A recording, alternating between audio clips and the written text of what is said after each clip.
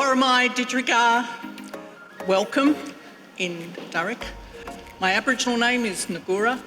My English name is Shirley Gilbert and I work at Western Sydney University. I'd like to acknowledge country today.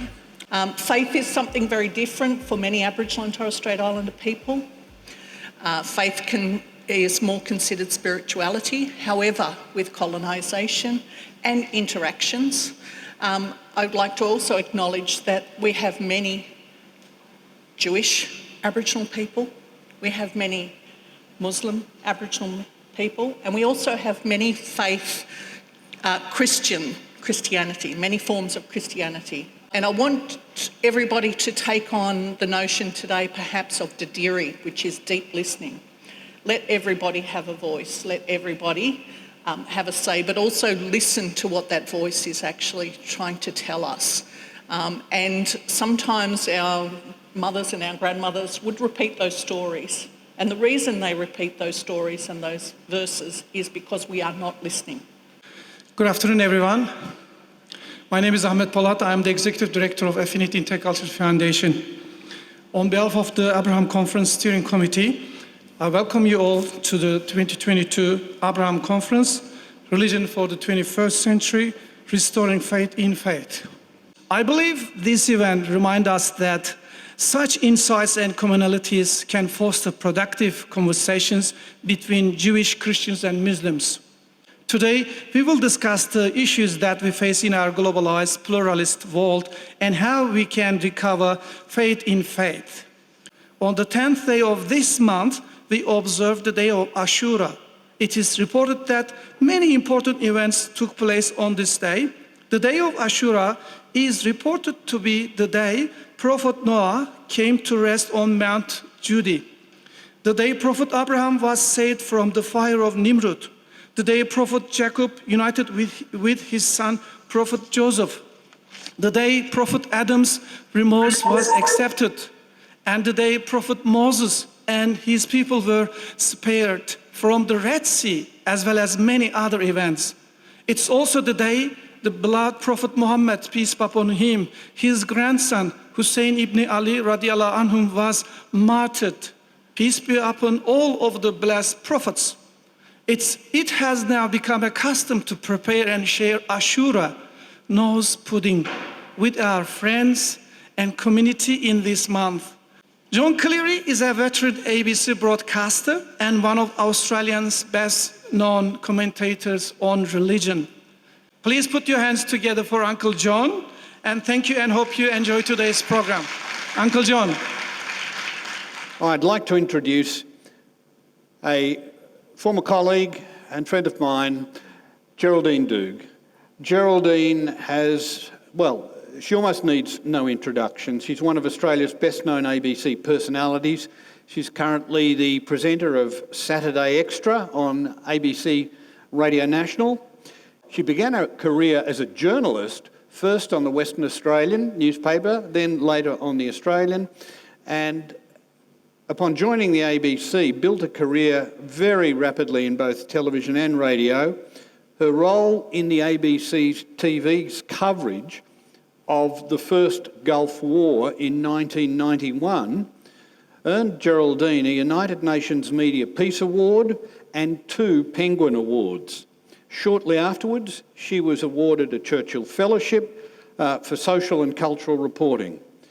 She's also, through her long years with Compass, an association with Compass on ABC television, she and a fellow from Compass, Peter Kirkwood, another former ABC colleague, authored Tomorrow's Islam, Uniting Age-Old Beliefs and the Modern World.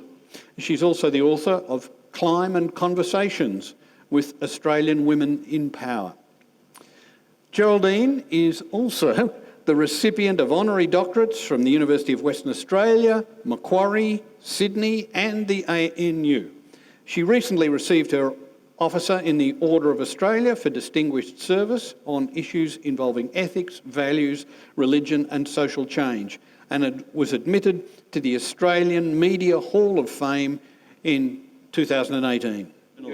It said that journalism as a profession requires and rewards a sceptical and perhaps even a cynical disposition, one in which words like faith and trust are treated with caution, and thus a suspicion of religion is necessarily built into the profession. What's your response? Look, in many ways, I think there is a wariness of too easy belief.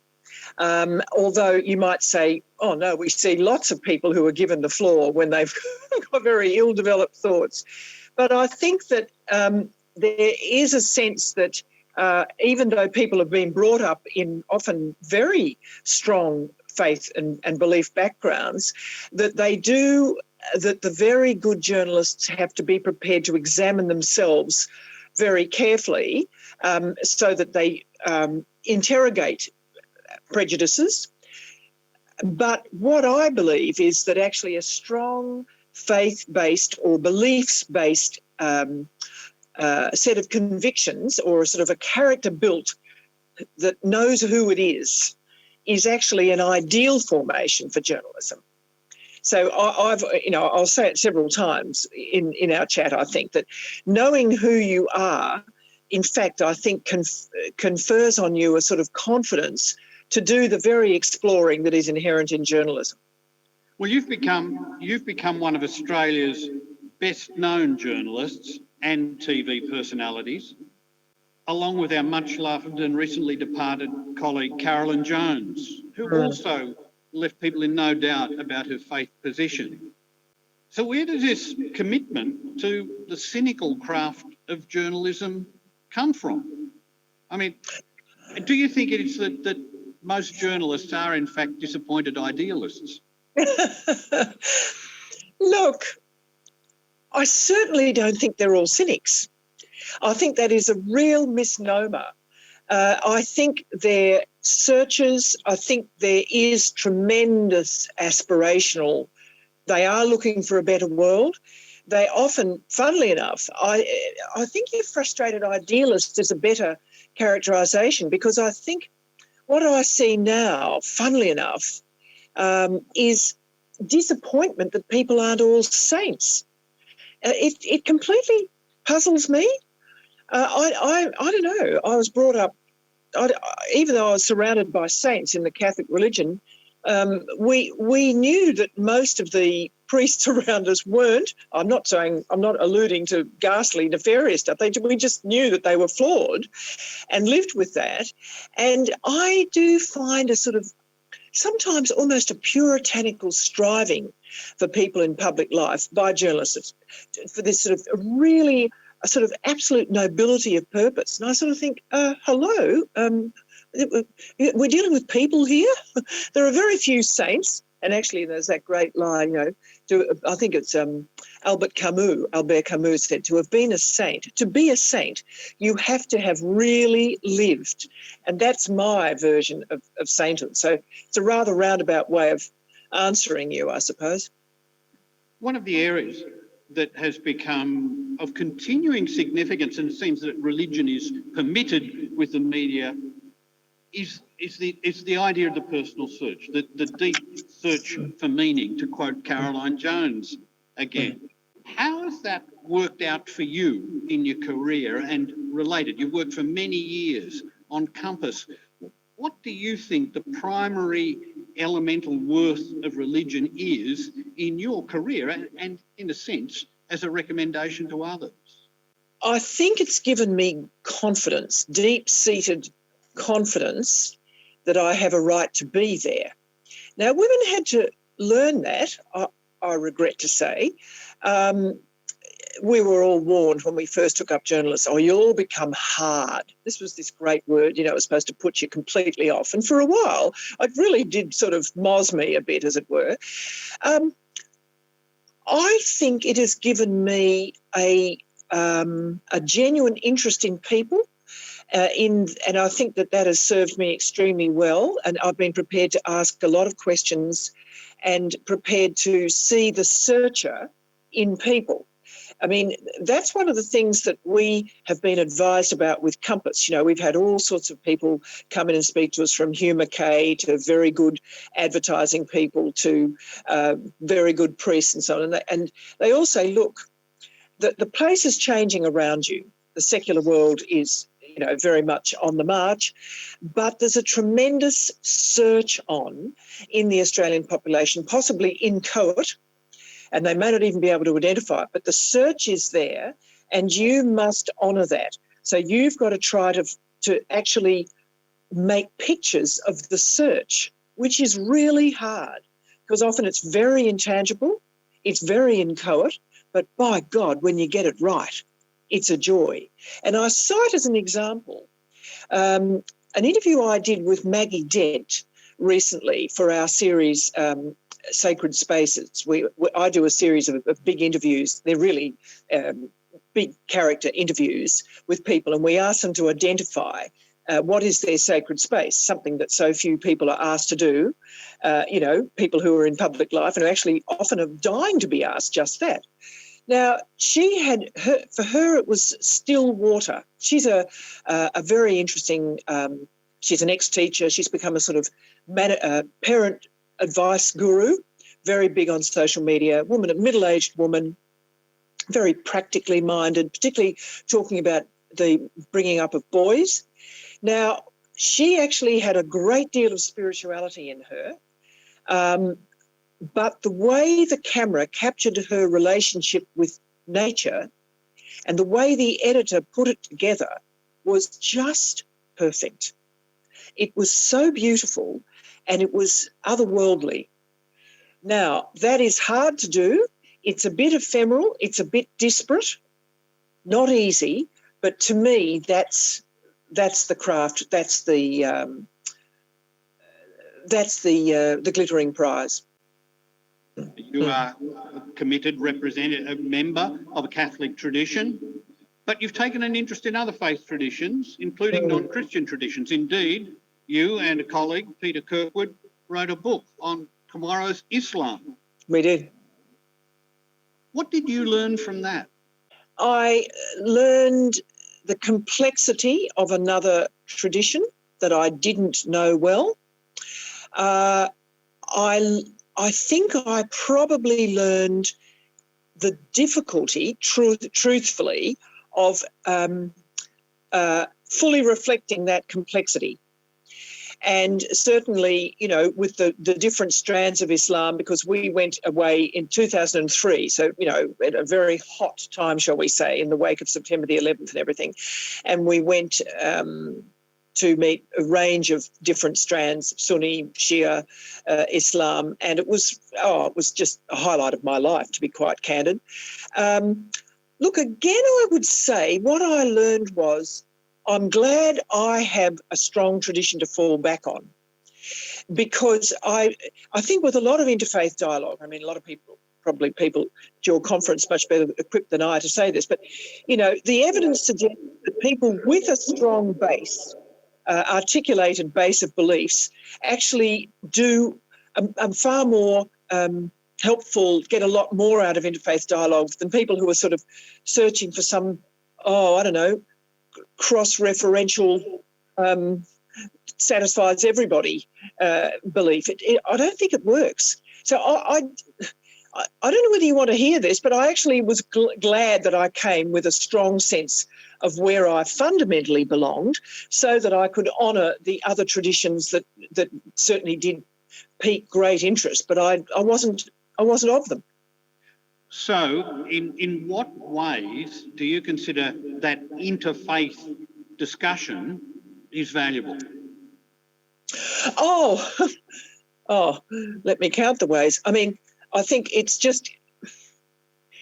fundamentally forces you out of that mode that says my way is the only way, and to see the people of goodwill striving, struggling, trying to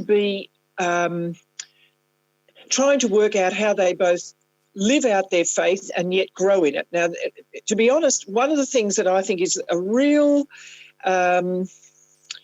open question at the moment, and I found it in all the people I interviewed as part of that particular series, is whether you focus on sort of pastoral care or whether you focus on contemplative growth.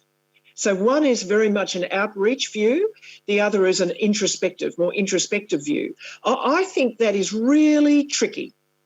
I mean, it's tricky for me. I found it tricky for Ramadan, whom I interviewed in Switzerland, a great scholar. I think that at the moment there's just that sense, do we turn out or do we turn inwardly? How do we get that sense of growth personally?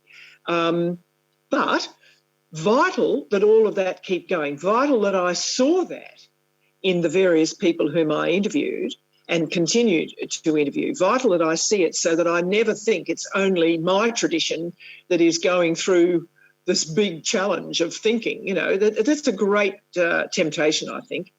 Yes, there's a tendency among those who might watch your experience say, the problem was if you talk to other faiths, you risk diminishing your own. Yeah. I just don't believe that. I don't. In fact, I think it's quite the reverse. There's the worry of syncretism sort of thing, and that you'll get confused and it'll become a sort of a blancmange look. I don't think I've ever seen that.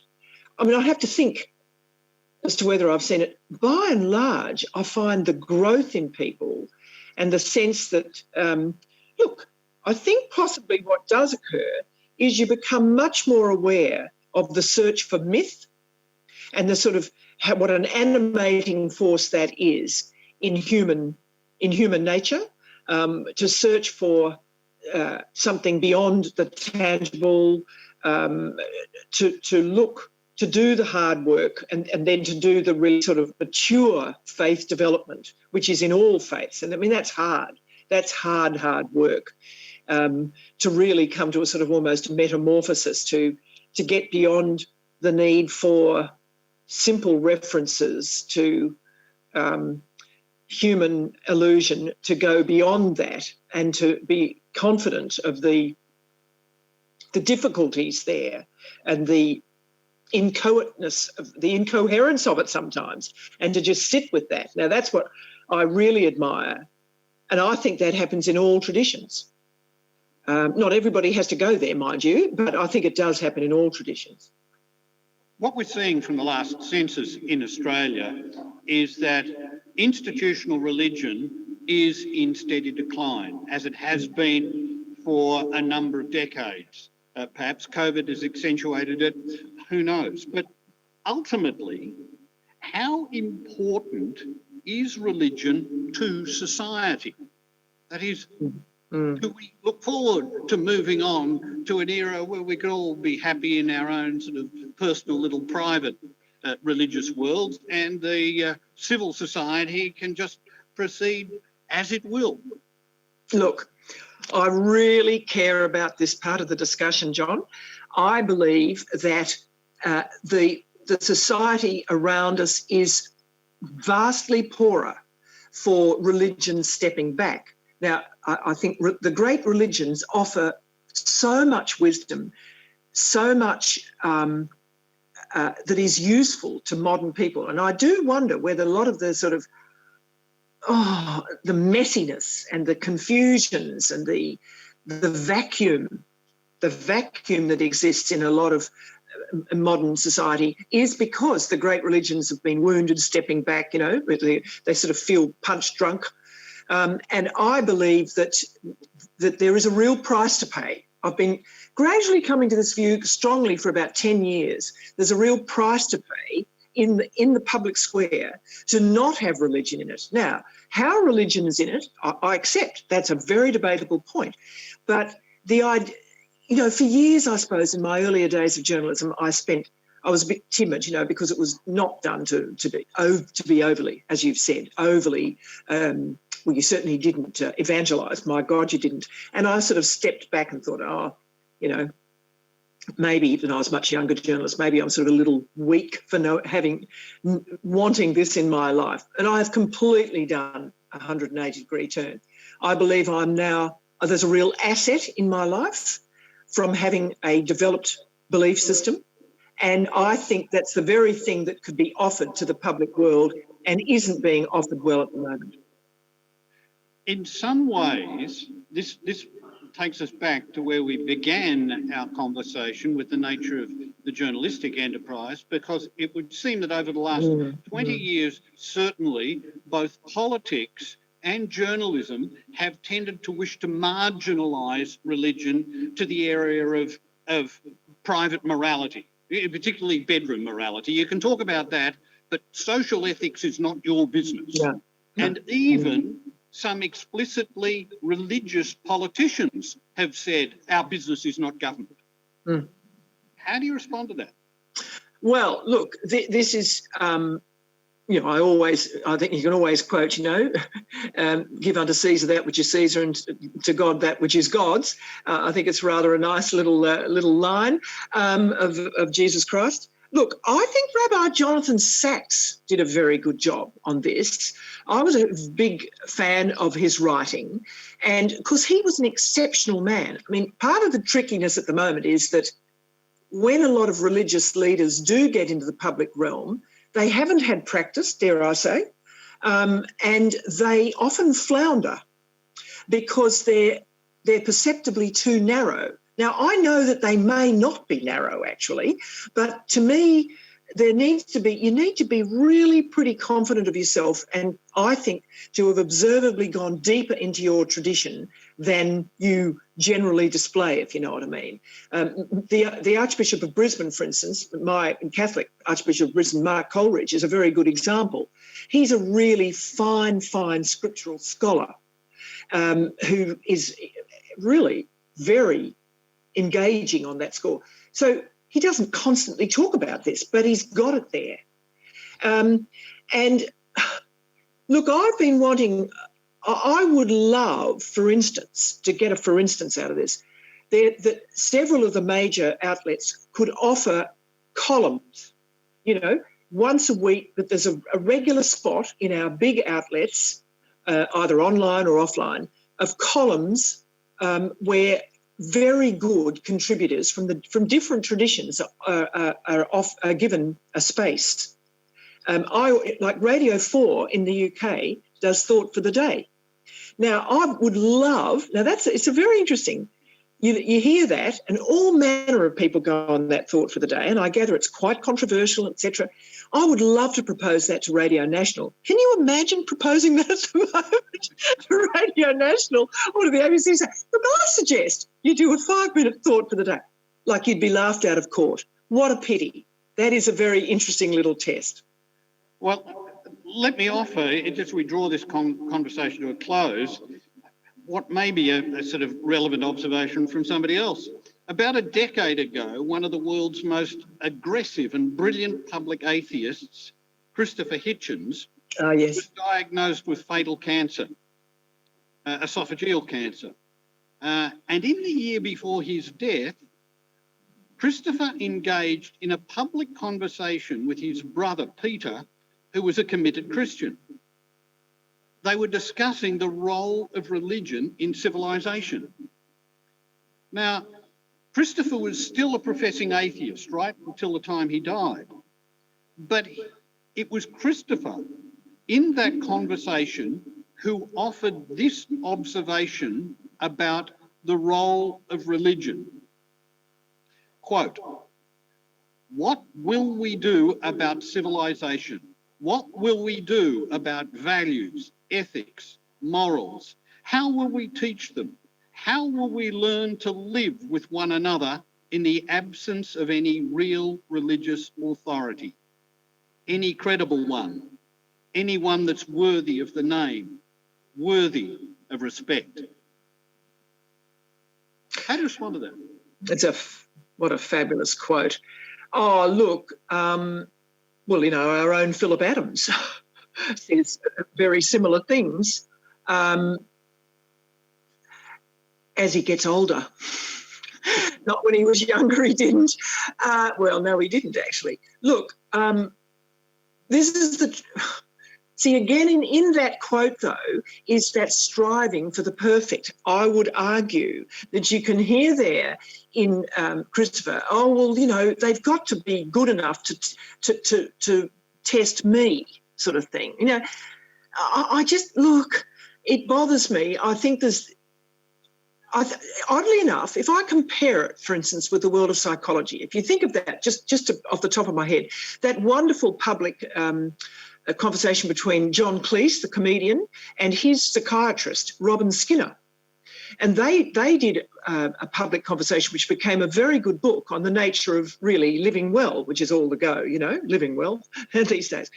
So you can see it done much more in the world of psychology. So what is the torpor or the sensitivity in religion?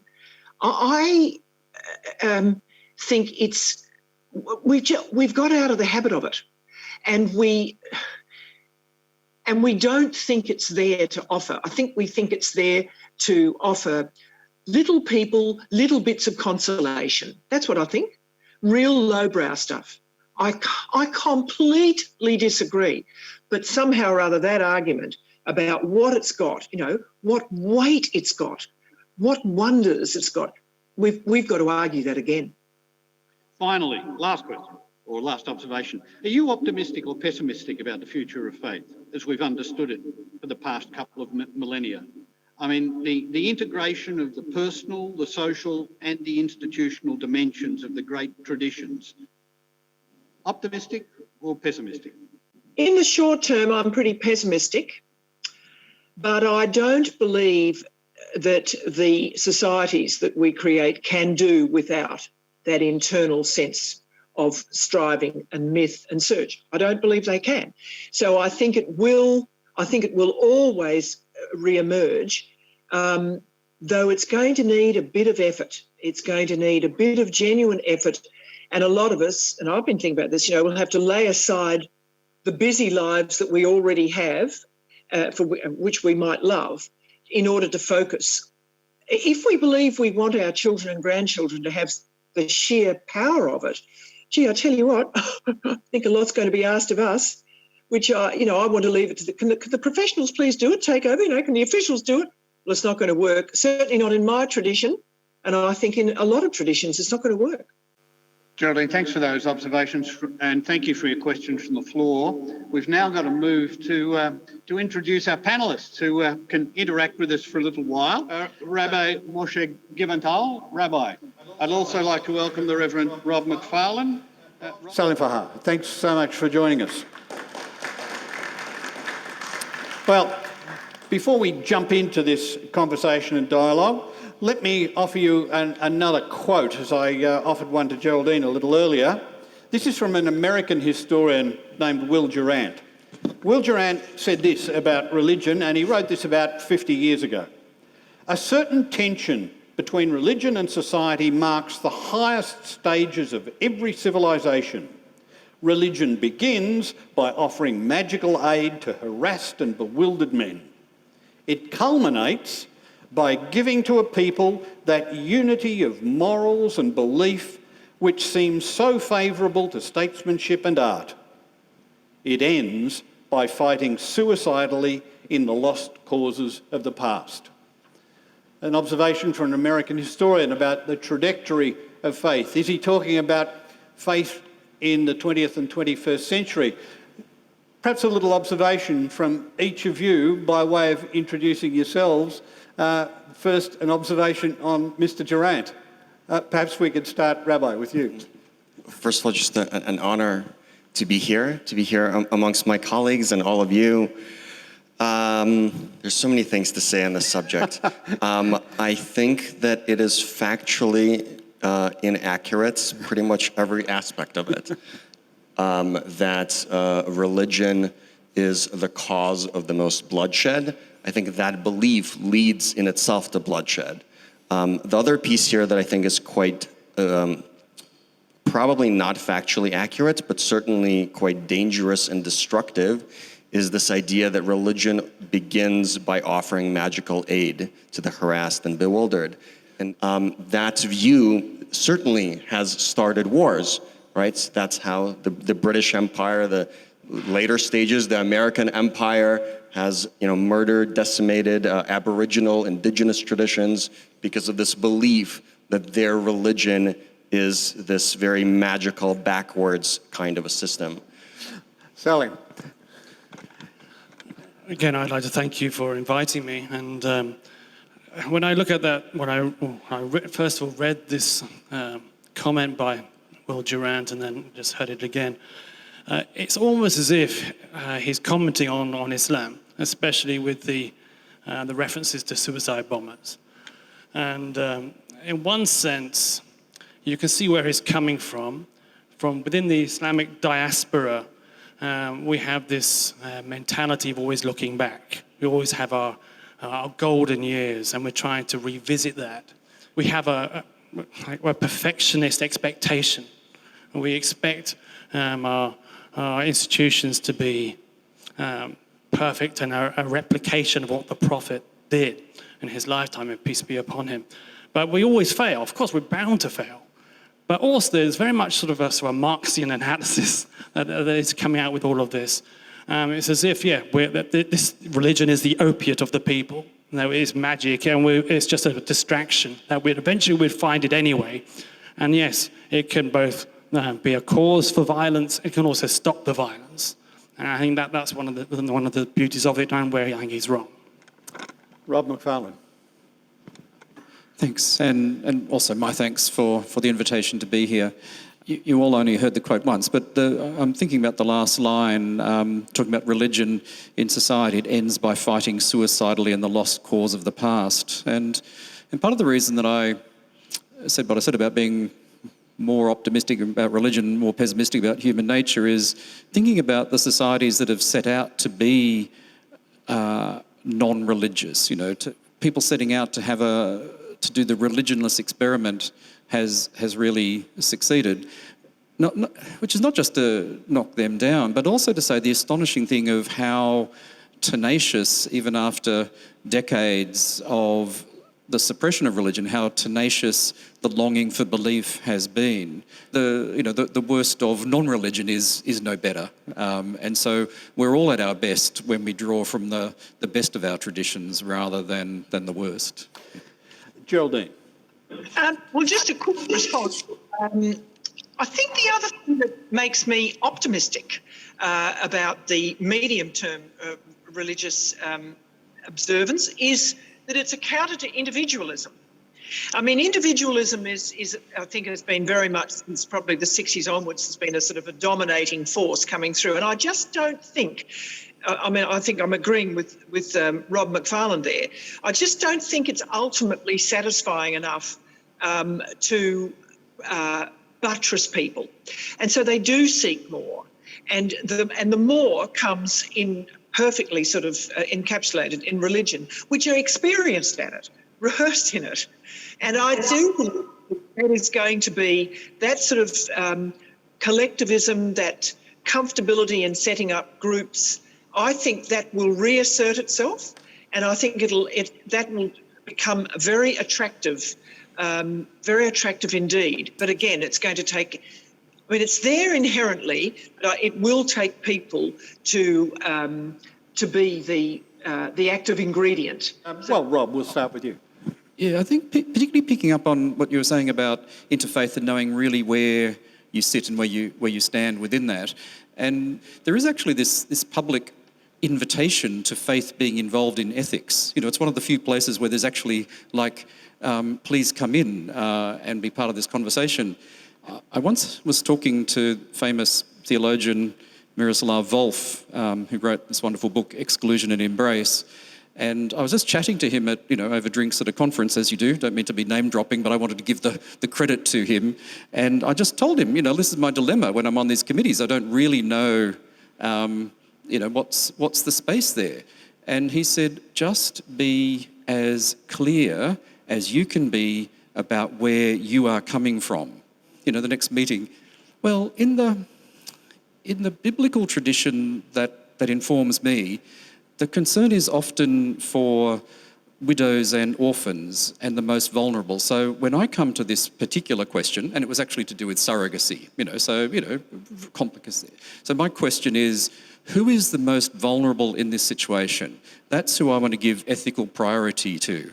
And I was kind of astonished that this sort of worked. Like people around the room were, sitting back and going, okay, that's a good question. Who is the most vulnerable? They actually have ethical priority rather than it being, for instance, over, I have a right to have a child. And it's often discourse, I want something a lot, so I need it. So there is an invitation to speak in the public space, but it's how we do it. And certainly a lot of people are sceptical because in the past Christians have tended to just say, or the church has tended to just say, the Bible says, and so this is what you must do. And we actually take ourselves out of the debate by, insisting on certain things rather than saying, well, here's my question. Rabbi, can we come to you next? And just any reflection you have on the conversation with Geraldine. And specifically on the subject of interfaith dialogue, of whether it shakes our faith or creates some sort of a hodgepodge. Look, every person makes a different decision, of course, based on their experience and what they hear.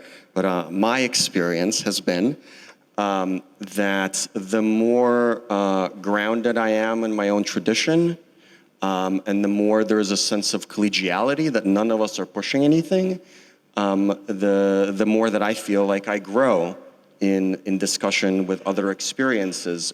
And my experience with colleagues and teachings has been the same. Really rooted and confident in their own knowledge of their own tradition, the more discussion leads them to grow. And the less of that there is, the more defensive we are in our responses and the more pushy we are. And of course, that's not good for anyone. Yeah, I wrote down quite a few notes. I apologise, Geraldine. I really do.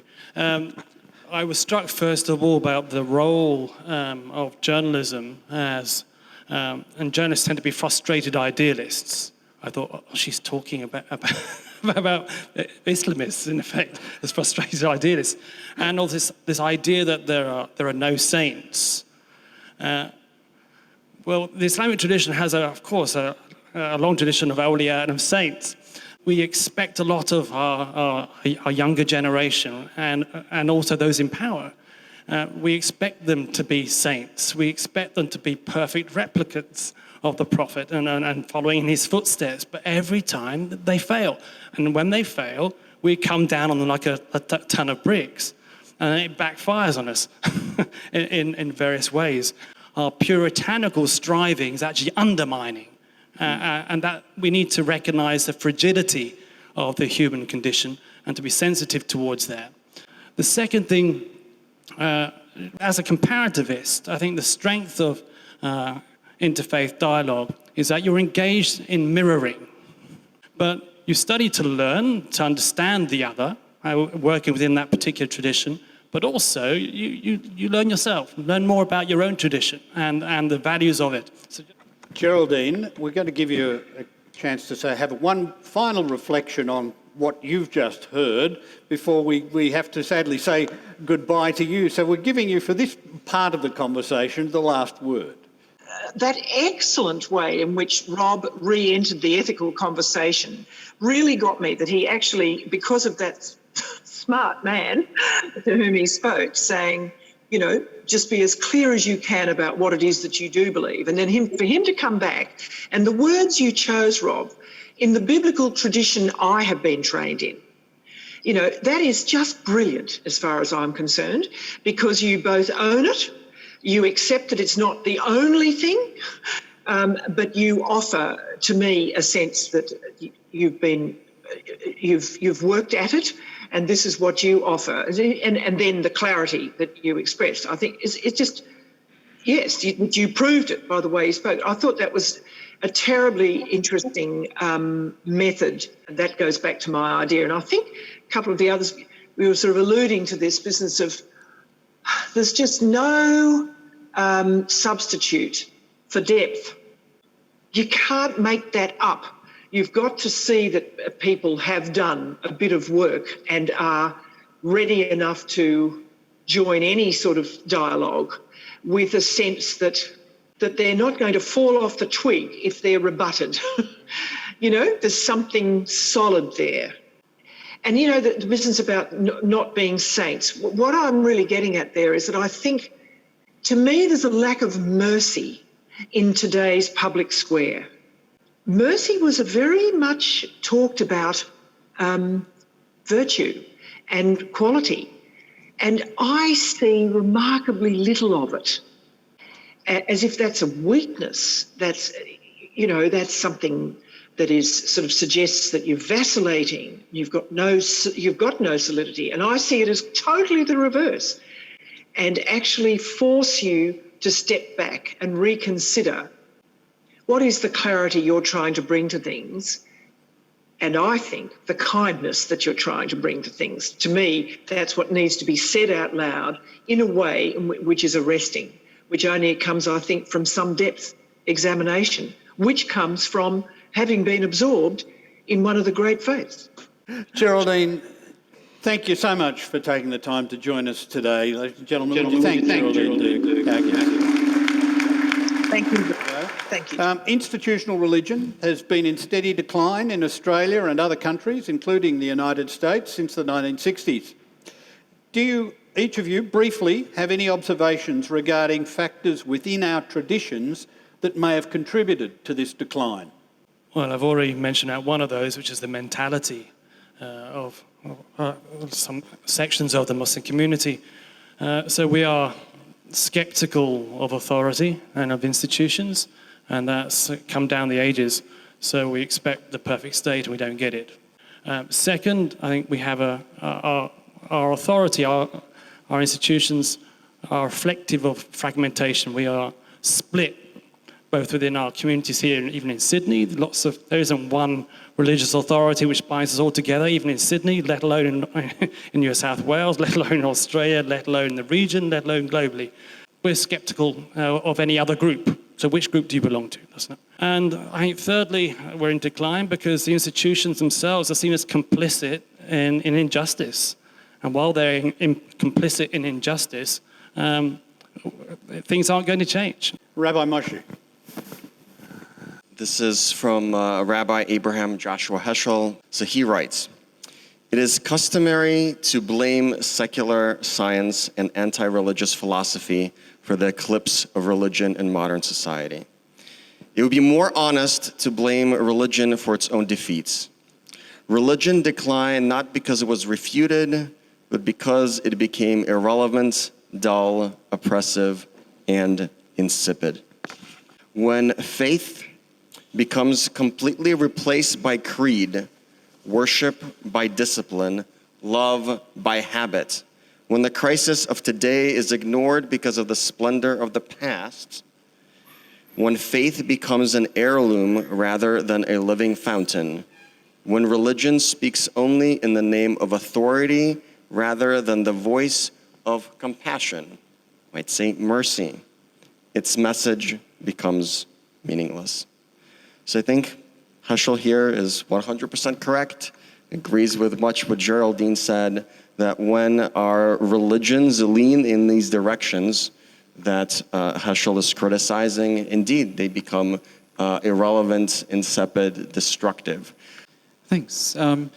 It's funny, just this morning I was preaching at a local church, and over morning tea somebody was commenting, "Oh, why aren't there any kids in our Sunday schools anymore? And you know what, the decline of religion, you know, it's a conversation at morning tea after church." And you almost say, where do you begin? And I think sometimes the bafflement that people have in the church, it's almost half the problem. You feel like saying, do you really not get it? Do you not read the room? You know, like, do you not, were you not watching when the Royal Commission into sexual abuse, you know, the cover-ups of that? And then that the church, speaking specifically of the churches, went straight from that to then choosing another matter around sexuality to destroy any remaining reputation that we had, regardless of what one's view about marriage equality or same-sex marriage is. Was this the issue that the church decided to destroy itself over in terms of the public image? And talking to a lot of school chaplains, you know, when they talk to kids in our church schools, the kids just say, "Why would anyone become a Christian? You hate gay and lesbian people," and this perception that we are a religion of hatred. And you go, Well, here are two reasons, but it's been much longer than that too. And I think the church for so long has kind of traded on an idea that people were afraid of hell, so you didn't have to sell them a problem, you just had to sell them their own individual sinfulness, and somehow you'd get them on board by their own fear of hell. Well, people do not have that fear anymore, and trying to make them afraid by trying to convince them of how bad they are doesn't get anywhere.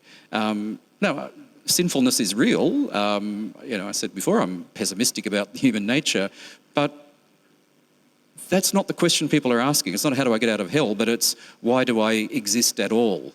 And so for me, it's been that we've simply not been aware of human need. It's not about just being popular, it's about people's longing for purpose and meaning, and also for spiritual experience. So if I actually try to turn this around positively, all the religious traditions have enormous resources in spirituality, particularly in our mystic traditions, and we're not actually offering the very thing that people are hungering for out of our own traditions. We're not offering the best of who we are and what we can be.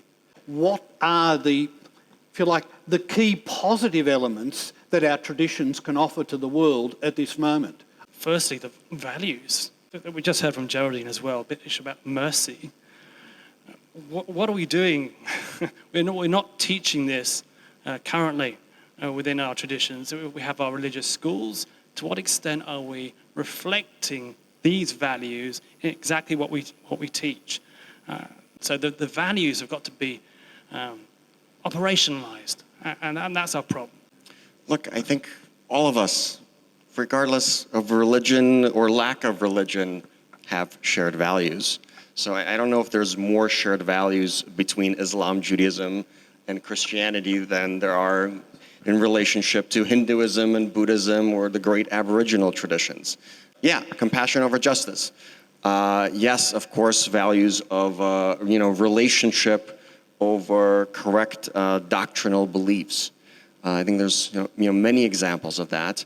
I want to also respond to your question before that, which is what do our traditions offer that we struggle with in civil society. I think in addition to values, it's that sense of community, that as much as we think of ourselves as individuals and as much as we know that society is becoming more and more individualistic, and there's much of that that's true, really we're communal animals. We all seek and yearn that, and as society becomes more and more individualistic, I think there's more and more of that yearning, even if folks aren't saying that out loud. And lastly, I would add courage, the great prophetic traditions of saying what we know is right and just, no matter the cost.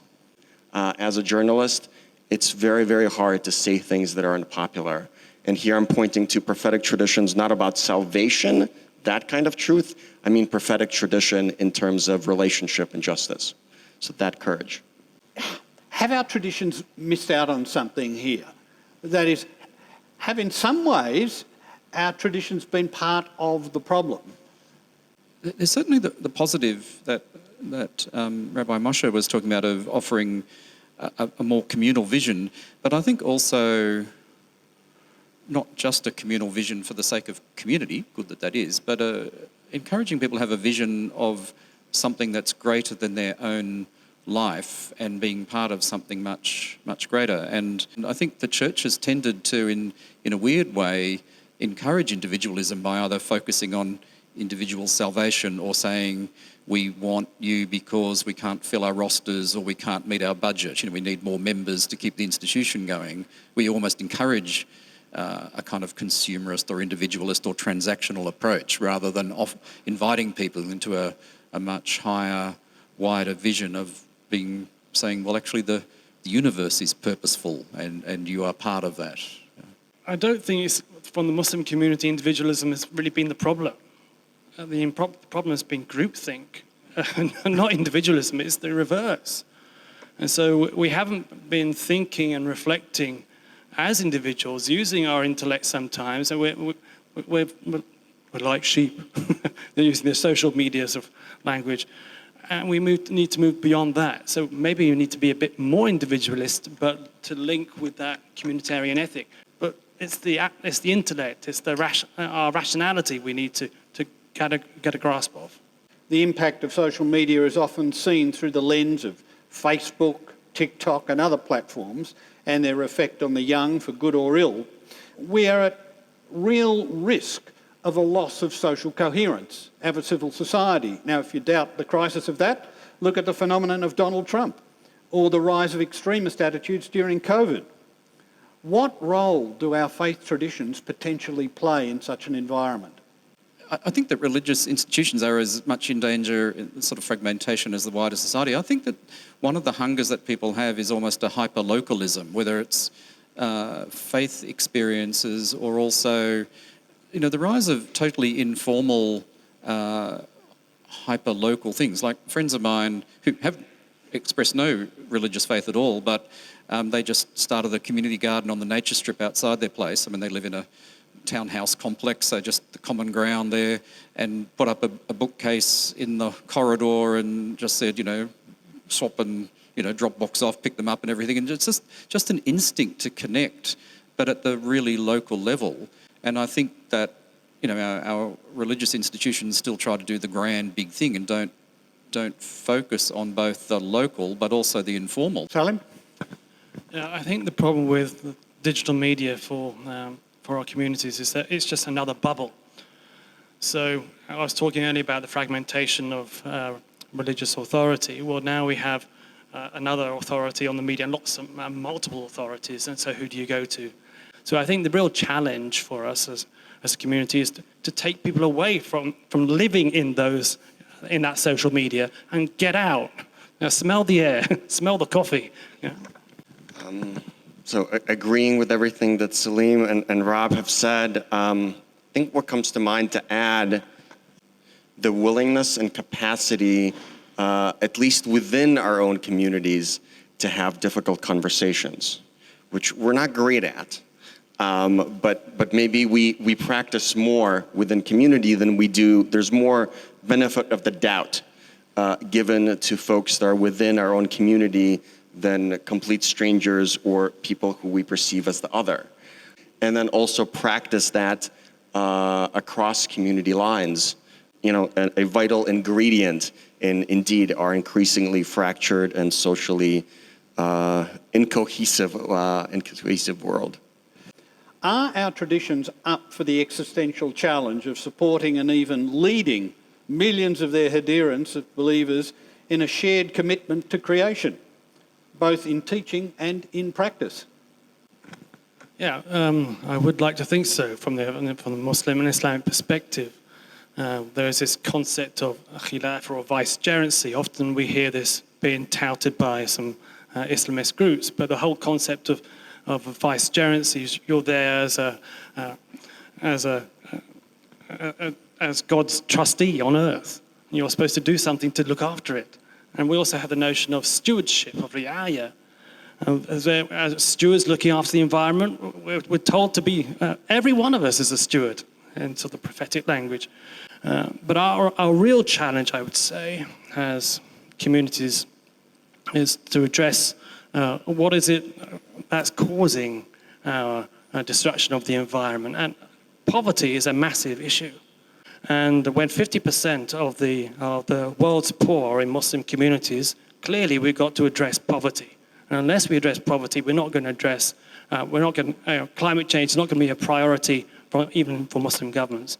Rob McFarlane, the last word to you on this one? Yeah, thanks. I think stewardship is a word that we share across our faiths, and I think is increasingly becoming a word in the wider society, stewardship. And if I just mention the Uniting Church, I don't mean it to be an ad for the Uniting Church, but our car, as prosaic things as the purchasing policy for cars, in our synod head office, the kind of thing, they all have to be electric or hybrid.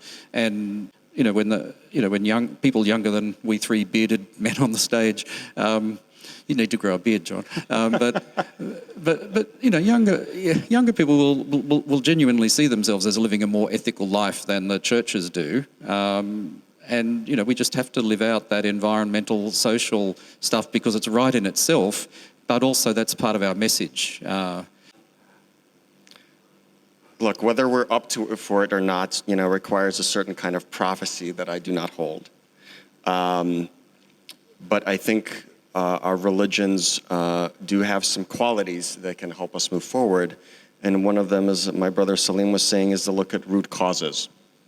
So looking even deeper than poverty, what is the worldview? What is the religion that all of modernity shares, and also our religions as well, to some extent, that has led us to treat our ecosystems and the living beings around us in the way that we do? Because what's at stake is not actually stewardship. The planet will be fine. It was here billions of years before us. It will be here billions of years after us. That's not the issue. The issue is whether we're going to be here. The second piece is the courage that I mentioned earlier. That aspect of prophetic tradition I at least try to aspire to, though I don't meet it either, is to speak the truth of what needs to be done and what needs to be said. So as wonderful as the strides that the Australian government is making, which are not enough, but of course light years ahead of the United States government, and as wonderful as some of the suggestions of the IPCC report are, if we really look at the facts, it's clear that incremental adjustments are just not sufficient. We need really radical transformation. An example from my Jewish tradition would be the sabbatical cycles, the cycle of rest every 7 days, and the cycles of rest every 7 years, not just for us, but for the land. Imagine how much that would transform the world. And the cycles of 7 times 7 of the Jubilee, which involve not just allowing the land to rest, but also forgiveness of all debt. So I'm not necessarily suggesting we practice these literally, though I think that would be fantastic. My point here is something at least as radical.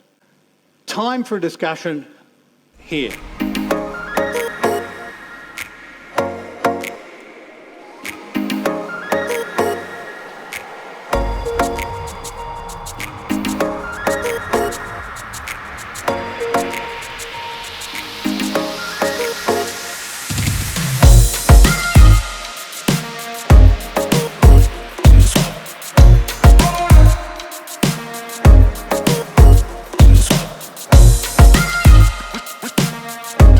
Stand up, tell us who you are, and then give us your observations. There is a common religious ethos, and that the religions can speak together in making a contribution to society from that ethos. In the promotion and understanding without malice towards other religions. Everyone needs to be educated about interfaith dialogue, and we were talking about not just interfaith, but intrafaith. Also children who learn so much of the world on social media and the difficulty that organised religion has in the face of that. And the idea of online education as well to help eliminate disinformation, malinformation, conspiracy theories. We are humans first, creation of the same divine entity before belonging to a faith. Rather than seeing one view or way of thinking, listen and see other people's views and opinions. And we talked about how that could be implemented in schools. Encourage communication between the social structures. Those social structures could be the leaders to the grassroots. So thank you very much.